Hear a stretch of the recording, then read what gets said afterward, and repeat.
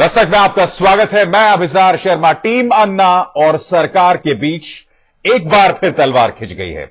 Delhi police ने 25 जुलाई से जंतर मंतर पर अनशन की मंजूरी नहीं दी है, तो टीम अन्ना अनशन पर अड़ गई है। अन्ना की टीम ने साफ कर दिया है कि चाहे जेल क्यों ना जाना पड़े, अनशन होकर रहेगा। भारत माता की,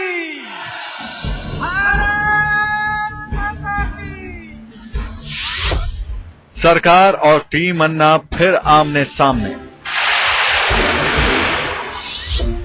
सरकार ने कहा धरना मना है।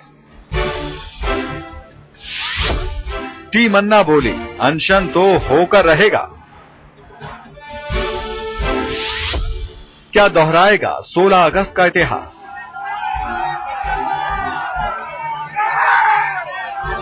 आपको याद होंगी ये तस्वीरें। पिछले साल 16 अगस्त को जब दिल्ली में अन्ना की गिरफ्तारी से बड़ा तूफान खड़ा हुआ था। ये तस्वीरें दिल्ली में फिर दोहरा सकती हैं, क्योंकि टीम अन्ना और केंद्र सरकार एक बार फिर टकराव के रास्ते पर बढ़ चली है। इस बार टकराव की वजह बनी है दिल्ली पुलिस की एक चिट्ठी, जिसने टीम अन्ना को सरकार पर बुरी तरह खफा कर दिया। जी हां, विवाद उठा है दिल्ली के जंतर मंतर पर टीम अन्ना के अनशन पर, जो 25 जुलाई से शुरू होना है। अन्ना की टीम के इस प्रस्तावित अनशन पर दिल्ली पुलिस ने गुरुवार को ब्रेक लगा दिया है। दिल्ली पुलिस ने साफ कर दिया है कि जंतर मंतर पर टीम अन्ना को अनशन की अनुमति नहीं दी जा सकती। टीम अन्ना को जंतर मंतर में अनशन की अनुमति न देने के पीछे दिल्ली पुलिस ने कई कारण गिनाए हैं।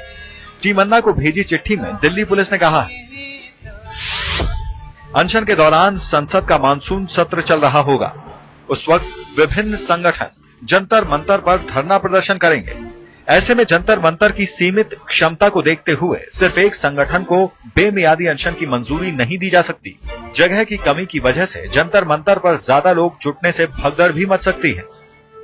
दिल्ली पुलिस ने अपनी चिट्ठी में लिखा है कि चूंकि जंतर मंतर के पास से व्यस्त सड़क भी गुजरती है, इसलिए अनशन के लिए इसे लंबे वक्त तक बंद नहीं किया जा सकता। यही नहीं, टीम अन्ना के अनशन के लिए सुरक्षा के खास बंदोबस्त भी करने होंगे, जिससे जंतर मंतर के छोटे से इलाके पर काफी दबाव बढ़ जाएगा। दिल्ली पुलिस ने अनशन के आवेदन को खारिज करने में टीम अन्ना को भी कटघरे में खड़ा करने की कोशिश की है। दिल्ली पुलिस के मुताबिक जंतर मंतर पर एक वक्त में 5000 लोगों को जमा होने की मंजूरी दी जा सकती है, लेकिन टीम अन्ना ने एक से ज्यादा मौकों पर इस पाबंदी का उल्लंघन किया। इसलिए 25 जुलाई से 8 अगस्त तक अनशन की मांग को मंजूरी नहीं दी जा सकती। हालांकि दिल्ली पुलिस ने फिलहाल सुलह सफाई के दरवाजे खुले रखे हैं। पुलिस ने कहा है कि आपसी बातचीत से ऐसी व्यवस्था की जा सकती है जो हर पक्ष को मंजूर हो। फिलहाल पुलिस ने टीम अन्ना को 25 जुलाई से जंतर मंतर पर अनशन करने की अनुमति नहीं दी है, लेकिन इस मामले में पुलिस टीम अन्ना से बातचीत करने को जरूर तैयार है। ऐसे में हो सकता है पुलिस और टीम अन्ना के बीच बातचीत के बाद कोई और रास्ता निकल आए, चाहे भले ही वो रास्ता जंतर मंतर से होकर निकले या फिर किसी और जगह से। उधर टीम अन्ना ने साफ कर दिया है कि वो किसी भी कीमत पर अनशन से पीछे नहीं हटेगी, चाहे जेल ही क्यों ना जाना पड़े। अनशन तो होगा, अनशन नहीं रोक सकते वो। और जैसा अगस्त में भी हमने कहा था कि इसके लिए चाहे जेल जाना पड़े, आप हमें डंडे के बल पे सरकार के साथ सहमत नहीं कर सकते। लेकिन टीम अन्ना के सामने विकल्प बेहद सीमित है। जंतर मंतर के बाद रामलीला मैदान ही अनशन का बड़ा स्थल है, लेकिन दिक्कत यह है कि योग गुरु रामदेव 25 जुलाई से रामलीला मैदान में अनशन के लिए आवेदन कर चुके हैं। ऐसे में टीम अन्ना के सामने रामलीला मैदान का विकल्प भी नहीं है। टीम अन्ना और दिल्ली पुलिस लगता है कि 16 अगस्त को दोहराने की ही तैयारी में है। टीम अन्ना ने दिल्ली पुलिस और सरकार के खिलाफ दो हाथ करने का मन तो बना लिया है, लेकिन उससे पहले उस चुनौती का तोड़ निकालना टीम अन्ना के लिए जरूरी है, जो चुनौती उन्हीं के सहयोगी स्वामी रामदेव ने रामलीला मैदान में अनशन के लिए पहले से ही अर्जी देकर खड़ी कर दी है और टीम अन्ना के लिए विकल्पों को सीमित कर दिया है। ये पहला मौका नहीं है जब दिल्ली में अनशन को लेकर सरकार और टीम अन्ना के बीच टकराव हुआ है। पिछले साल 16 अगस्त को ऐसा ही ड्रामा हुआ था, जब दिल्ली पुलिस ने अन्ना को रामलीला मैदान में अनशन की मंजूरी नहीं दी थी। अनशन से रोकने के लिए इसके बाद दिल्ली पुलिस ने अन्ना को गिरफ्तार भी किया था। अन्ना की गिरफ्तारी के बाद जो कुछ हुआ वो इतिहास बन चुका है। रीमा पराशर के साथ अनुज मिश्रा, दिल्ली आज तक।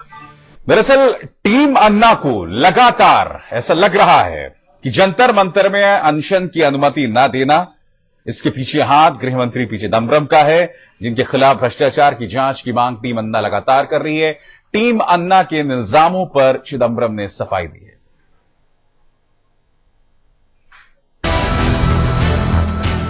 मुंबई हमले के मास्टरमाइंड में से एक अबू जुंदाल के भारत के हाथ लगने के फौरन बाद पाकिस्तान के विदेश सचिव जलील अब्बास जिलानी भारत दौरे पर आए तो पूरी तैयारी थी जुंदाल के बड़े खुलासों पर पाकिस्तान को घेरने की।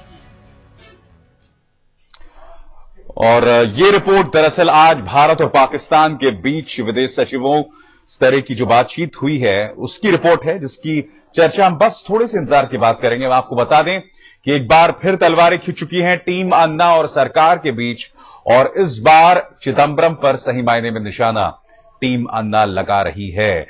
टीम अन्ना जो कि 25 जुलाई से अनशन जंतर मंतर में करना चाहती थी, मगर सरकार ने उन्हें इसकी इजाजत नहीं दी। अब चिदंबरम का इस पर क्या कहना है, आइए सुनते हैं।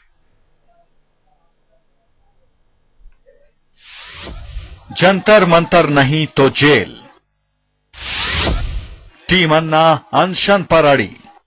होठों पर गंगा हो, आंखों में तिरंगा। दिल्ली पुलिस ने जंतर मंतर पर अनशन की हरी झंडी नहीं दिखाई तो अन्ना का जज्बा उनकी टीम की जुबान पर आ गया। टीम अन्ना ने साफ चेतावनी दी है कि दिल्ली पुलिस चाहे कितनी भी बंदिशें लगाए, अनशन होकर रहेगा, चाहे जेल जाना पड़े। दिल्ली पुलिस के साथ एक बार बात करेंगे, लेकिन हमारी मांग जंतर मंतर है और जंतर मंतर पे नहीं होगा तो फिर चाहे जेल जाना पड़े उसके लिए। दिल्ली पुलिस के विरोध में टीम अन्ना को लामबंद होते देर नहीं लगी। टीम के एक अहम सदस्य अरविंद केजरीवाल ने पटियाला से दहाड़ लगाई और इसके लिए पी चिदंबरम को कटघरे में खड़ा कर दिया। Don't you find it strange that they are saying it coincides with monsoon session of parliament? So is it that our parliamentarians are scared of the public? Is it that our parliament is scared of the public? And if they are scared, isn't that dangerous for democracy? And number two, since last 1 year, we've had so many protests and processions and events. Not a single time there was any untoward incident. So we have a history of very peaceful agitations. So all this goes on to prove that their plea that it is because of monsoon session is not right. It is Chidambaram who is behind this denial, because there are allegations of corruption against Mr. Chidambaram, and he is one of those 15 ministers against whom we are sitting on Anshan. He will try his level best to ensure that there is no Anshan. Kejriwal के आरोपों पर उनके साथ ही मनीष सिसोदिया भी हामी भरते नजर आते हैं। दिल्ली पुलिस चिदंबरम साहब के अंडर में आती है। ये अजीब है कि हम चिदंबरम साहब के खिलाफ धरना करेंगे कि साहब उन्होंने करप्शन किया है, उनके खिलाफ जांच कराइए और उसके लिए हम आंदोलन करेंगे, और उनके अंडर में आने वाली पुलिस कह रही है कि नहीं, आप आंदोलन नहीं कर सकते, हम आपको परमिशन नहीं दे सकते। तो इसको ये लोकतंत्र कहते हैं? ये तो पुलिस तंत्र हो गया। लेकिन चिदंबरम ने टीम अन्ना के इल्जामों को सिरे से खारिज कर दिया। कोलकाता में चिदंबरम ने कहा कि अनशन की अनुमति देने या ना देने का फैसला दिल्ली पुलिस के कमिश्नर का है, सरकार का इससे कोई लेना देना नहीं। Jantar Mantar is a very special place. It's the most popular place for agitations, and a number of groups apply for the same day for permission to apply. So if you want to protest in Jantar Mantar, you have to abide by those conditions. But if you want a prolonged protest, other places are available. So this is a matter they have to talk to the Commissioner of Police, and the Commissioner of Police will decide. The government has no role in granting or denying permission to any protester. गौरतलब है कि team अन्ना और गृह मंत्री P Chidambaram का टकराव पुराना है। 25 जुलाई के अनशन की वजह भी चिदंबरम से जुड़ी हुई है। गौरतलब है कि मजबूत लोकपाल और प्रधानमंत्री मनमोहन सिंह समेत 15 मंत्रियों के खिलाफ भ्रष्टाचार की जांच की मांग को लेकर टीम अन्ना ने 25 जुलाई से अनशन की धमकी दी थी। इन मंत्रियों में गृह मंत्री पी चिदंबरम का भी नाम है। सरकार के जिन मंत्रियों पर टीम अन्ना ने भ्रष्टाचार के आरोप मढ़े हैं, उनमें प्रधानमंत्री मनमोहन सिंह और गृह मंत्री पी चिदंबरम के अलावा पूर्व वित्त मंत्री और राष्ट्रपति पद के उम्मीदवार प्रणब मुखर्जी, मानव संसाधन मंत्री कपिल सिब्बल, विदेश मंत्री एसएम कृष्णा, कानून मंत्री सलमान खुर्शीद, कृषि मंत्री शरद पवार, भारी उद्योग मंत्री प्रफुल्ल पटेल, विज्ञान और तकनीकी मंत्री विलासराव देशमुख, ऊर्जा मंत्री सुशील कुमार शिंदे, जहाजरानी मंत्री जी.के. वासन, शहरी विकास मंत्री कमलनाथ, केंद्रीय मंत्री फारूक अब्दुल्ला, खाद्य और उर्वरक मंत्री M.K. अड़गिरी और केंद्रीय मंत्री वीरभद्र सिंह शामिल हैं। भ्रष्टाचार के खिलाफ लड़ाई लड़ रही टीम अन्ना ने इस बारे में दस्तावेज के साथ एक चिट्ठी प्रधानमंत्री मनमोहन सिंह को भेजी थी। साथ ही चेतावनी दी कि अगर 24 जुलाई 2012 तक इस पर कोई कार्रवाई नहीं की गई तो 25 जुलाई से बड़ा आंदोलन होगा। 25 जुलाई को हम अनशन पे जाके बैठ जाएंगे, क्योंकि हम संघर्ष करना चाहते हैं, हम भ्रष्टाचार के खिलाफ लड़ना चाहते हैं। उसके बाद इस देश की जनता आती है तो आती है, नहीं आती है तो उनकी मर्जी, लेकिन हम वहां पे अंतिम सांस तक हम लोग कमिटेड हैं भ्रष्टाचार के और महंगाई के खिलाफ लड़ने के लिए। लेकिन सरकार ने टीम अन्ना की इस मांग को सिरे से खारिज कर दिया, लिहाजा टीम अन्ना अनशन पर अड़ गई। जाहिर है सरकार से टकराव के रास्ते पर बढ़ चुकी टीम अन्ना को दिल्ली पुलिस की बंदिश ने सरकार पर हमला करने का नया हथियार दे दिया है। लेकिन क्या टीम अन्ना पिछले साल जैसा आंदोलन खड़ा कर पाएगी? दिल्ली से रीमा पराशर के साथ आज तक ब्यूरो। अरविंद केजरीवाल बढ़ चढ़कर अनशन करने का दावा कर रहे हैं, लेकिन बड़ा सवाल यह है कि क्या बगैर अन्ना को केजरीवाल और उनके साथ जनता में वैसा असर पैदा हो पाएगा जैसा असर अन्ना पैदा कर रहे हैं? यकीनन टीम अन्ना के सामने ये किसी अग्नि परीक्षा से कम नहीं।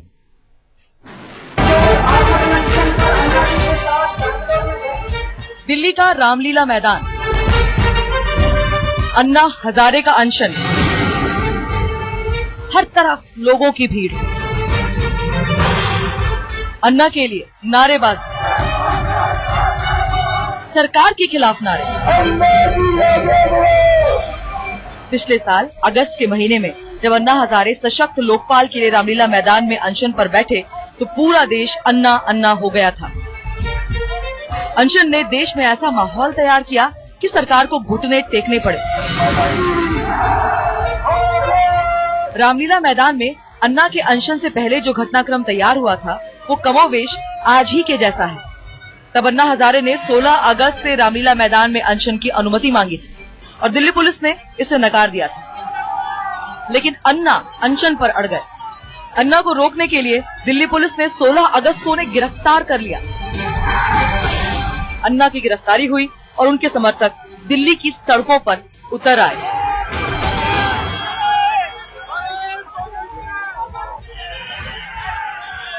दिल्ली ही नहीं, देश के कई हिस्सों में धरना प्रदर्शन हो गया। दिल्ली का तिहाड़ जेल तो मानो आंदोलन का केंद्र बन गया।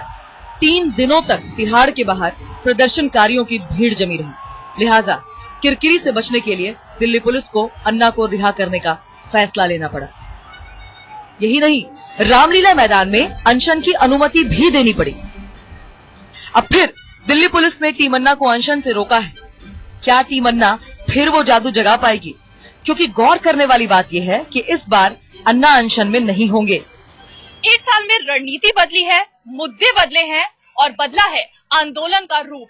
अन्ना हजारे ने आंदोलन की जो अलख जगाई थी उसे अरविंद केजरीवाल कायम तो रखना चाहते हैं, लेकिन ये भी जानते हैं कि इस बार अस्तित्व को बनाए रखने के लिए चुनौती पहले से कहीं ज्यादा बड़ी है। यहाँ ये गौर करना होगा कि रामलीला मैदान के अनशन के बाद अन्ना के अनशन का असर काफी कम हो चुका है। इसके बाद अन्ना जितनी बार अनशन पर बैठे वो रामलीला मैदान जैसी भीड़ जुटाने में नाकाम रहे। पिछले साल दिसंबर में मुंबई में तो टीम अन्ना को अपना अनशन अधूरा तक छोड़ना पड़ा था। कहा जाता है कि 25 जुलाई का अनशन अरविंद केजरीवाल के दिमाग की उपज है। सरकार के मंत्रियों के खिलाफ भ्रष्टाचार के आरोपों की चार्जशीट जारी करने के पीछे भी केजरीवाल ही बताए जाते हैं, क्योंकि अन्ना के कई बयानों से ऐसा संदेश गया कि वो इससे सहमत नहीं है। उधर केजरीवाल को लेकर टीम अन्ना के कई सदस्यों में भी विरोध है। ऐसे में क्या दिल्ली पुलिस की अनुमति न मिलने पर केजरीवाल अनशन को कामयाब बना पाएंगे? 25 जुलाई के अनशन में अगर किसी की साख दांव पर है तो वो है अरविंद केजरीवाल, जिन्हें टीम अन्ना का मास्टरमाइंड तो माना जाता है, लेकिन अपने अड़ियल रवैये की वजह से उन्होंने न सिर्फ सरकार बल्कि अपने ही कुछ सहयोगियों को भी नाराज कर रखा है। यही नहीं, स्वामी रामदेव के साथ तो साख की लड़ाई अरविंद केजरीवाल की बहुत ही पुरानी है। तभी तो इस बार सिर्फ सरकार से नहीं बल्कि अपने ही सहयोगियों से भी अरविंद केजरीवाल को चुनौती मिल रही है। टीम अन्ना के सामने ये विकल्प था कि अगर 25 जुलाई को रामदेव को रामलीला मैदान मिल जाता है तो वो अनशन का मंच साझा कर सकते थे, लेकिन केजरीवाल पहले ही रामदेव से दूरी बना चुके हैं। ऐसे में बड़ा सवाल ये है कि अब क्या करेंगे केजरीवाल और क्या करेगी टीम अन्ना। रीमा पराशर, दिल्ली आज तक। मुंबई हमलों के गुनहगारों को अंजाम तक पहुंचाने की भारत की उम्मीदों पर पाकिस्तान पानी फेरने की कोशिश कर रहा है। भारत दौरे पर आए पाकिस्तानी विदेश सचिव जलील अब्बास जिलानी ने सिरे से इस बात को खारिज कर दिया है कि मुंबई हमले के पीछे पाकिस्तानी स्टेट या उसकी कोई एजेंसी शुमार है। मुंबई हमले के मास्टरमाइंड में से एक अबू जुंदाल के भारत के हाथ लगने के फौरन बाद पाकिस्तान के विदेश सचिव जलील अब्बास जिलानी भारत दौरे पर आए तो पूरी तैयारी थी जुंदाल के बड़े खुलासों पर पाकिस्तान को घेरने की। पूछताछ के दौरान जुंदाल साफ तौर पर कबूल चुका है कि मुंबई हमले की साजिश रचने से लेकर उसे अंजाम तक पहुंचाने में पाकिस्तानी एजेंसियों का हाथ था, लेकिन पाकिस्तान किसी हाल में इस सच को मानने को तैयार नहीं। सूत्रों के मुताबिक बातचीत की मेज पर पाकिस्तान ने सारे इल्जामों को सिरे से खारिज कर दिया। आज तक ने भी जब साफ साफ शब्दों में पाकिस्तानी विदेश सचिव से इस सवाल का जवाब मांगा तो जिलानी साहब ने उल्टे भारत को ही इल्जाम न लगाने की नसीहत दे डाली। 4 साल हो गए, अब अभी भी यही कहते हैं कि सबूत नहीं मिले हैं मुंबई हमले के हिंदुस्तान की तरफ से। क्या जो नया एविडेंस अबू जुंदाल का आपको मिला है वो भी आपके लिए नाकाफी है या अब किसी किस्म के एक्शन की हम उम्मीद कर सकते हैं? हम अगर एक दूसरे के खिलाफ इस तरीके से इल्जाम तराशी करेंगे तो उसका भी कोई फायदा नहीं होगा। I would very strongly reject any insinuation of any involvement of any state agency in acts of terrorism in India. ये हाल तब है जब भारत ने अबू जुंदाल की उगली सारी जानकारी बातचीत के दौरान पाकिस्तान से बांटी। पिछले 4 सालों में भारत 26/11 हमले में पाकिस्तान का हाथ होने के सबूतों के ढेर लगा चुका है, लेकिन पाकिस्तान हर बार कार्रवाई के नाम पर ठेंगा ही दिखाता आया है। भारत ने अब भी सख्ती से कहा है कि उसका विश्वास हासिल करने का सारा दारोमदार अब पाकिस्तान पर है। I emphasize that terrorism is the biggest threat to peace and security in the region, and that bringing the guilty to justice in the Mumbai terror attacks would be the biggest confidence building measure of all. विदेश मंत्रालय के सूत्रों के मुताबिक जिलानी जब विदेश मंत्री SM Krishna से मिलने पहुंचे तो कृष्णा ने जिलानी को चेताया कि भारत की आम जनता में जुंदाल के खुलासों को लेकर बहुत रोष है और भारत पाकिस्तान से जवाब चाहता है। मेरा मुंसिफ ही मेरा कातिल है, क्या मेरे हक में फैसला देगा? अगर तमाम सबूत हाथ में थमाने के बावजूद पाकिस्तान सरेआम इस बात को खारिज कर देता है कि 26/11 के हमले में पाकिस्तानी एजेंसियों का हाथ था, तो फिर अगले 4 तो क्या 40 साल तक भी पाकिस्तान से इस हमले के गुनहगारों को सजा देने की उम्मीद बेमानी ही लगती है। कैमरामैन कृपाल सिंह के साथ ऋतुल जोशी, दिल्ली आज तक।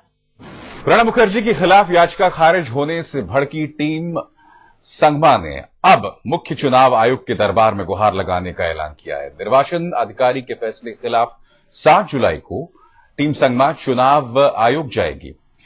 अब इनसे प्रणब बाबू की नींद भले ही नहीं उड़ रही हो, लेकिन दादा को अहमदाबाद में अपने कार्यकर्ताओं ने गुस्सा जरूर दिला दिया। राष्ट्रपति के उम्मीदवार प्रणब मुखर्जी अहमदाबाद में प्रचार के लिए पहुंचे तो कार्यकर्ताओं के जोश ने उनका उत्साह बढ़ाने के बजाय उनका गुस्सा बढ़ा दिया। दरअसल अहमदाबाद के कांग्रेस कार्यालय में पहुंचे प्रणब कार्यकर्ताओं से ऐसे घिरे कि भीड़ से निकलना मुश्किल हो गया। अब गुस्सा दबाएं भी तो कितना। उधर बीजेपी ने उनके नामांकन पर ही सवाल उठाकर परेशानी तो बढ़ाई हुई है। हालांकि प्रणब बाबू यही दोहरा रहे हैं कि बीजेपी को जो करना है करे। I have no reaction. Every political party has its own right to determine its own course of action. उधर बीजेपी ने भी लाभ के पद और प्रणब के हस्ताक्षरों को लेकर बवाल काट रखा है। चुनाव अधिकारी ने भी संगमा को उनकी आपत्तियां खारिज करने वाली रिपोर्ट सौंप दी। बीजेपी के तमाम नेताओं ने माथापच्ची करने के बाद चुनाव आयोग में गुहार लगाने का ऐलान कर दिया। Now, if any returning officer has done wrong or taken a wrong decision, it can be ratified or re-inquired by the Chief Election Commissioner only. So we will take it up with the Chief Election Commissioner. अब प्रणब जीत के लिए भले ही आश्वस्त हो, लेकिन BJP भी हथियार डालने के मूड में नजर नहीं आ रही। जयपुर से शरद कुमार और अहमदाबाद से धीमन पुरोहित के साथ अमिताभ सिन्हा, दिल्ली आज तक। लंदन में एक के बाद एक 2 घटनाओं ने ओलंपिक से पहले खतरे का अलार्म बजा दिया है। लंदन पुलिस ने पहले आतंकवादी साजिश के शक में 6 संदिग्धों को गिरफ्तार किया। उधर लंदन पुलिस ने हाईवे पर एक बस को रोककर 4 घंटे उसकी तलाशी की। पुलिस को एक मुसाफिर की संदिग्ध हरकतों से पता चला। बाद में पुलिस ने किसी खतरे से इनकार कर दिया। हम आपको बता दें कि 27 जुलाई से लंदन में ओलंपिक खेल शुरू हो रहा है।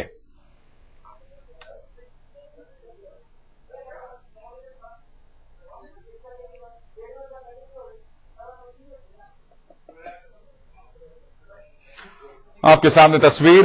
हालांकि पुलिस ने आधिकारिक तौर पर यह जरूर कहा है कि जो आज 6 गिरफ्तारियां हुई, हम आपको बता दें कि 6 गिरफ्तारियां हुई हैं जिनका कथित तौर पर इस्लामी चरमपंथियों के साथ ताल्लुकात है।